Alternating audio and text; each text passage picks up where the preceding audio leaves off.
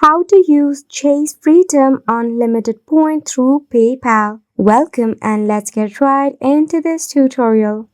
For this, you will need your PayPal application or use this process using PayPal website. Once you are logged in into your PayPal account, you will see interface like this. In your right hand corner, you will see setting icon. Tap on it.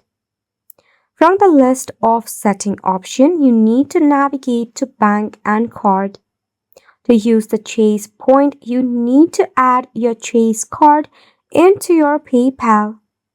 From here, select on link a card manually and tap on debit or credit card. If not, you will see a plus sign icon in the top right corner. You can tap on it as well. Now the final step is to add the information regarding the card. Enter debit or credit card number, card type, expiration date, security code and billing address. Tap on Link Card.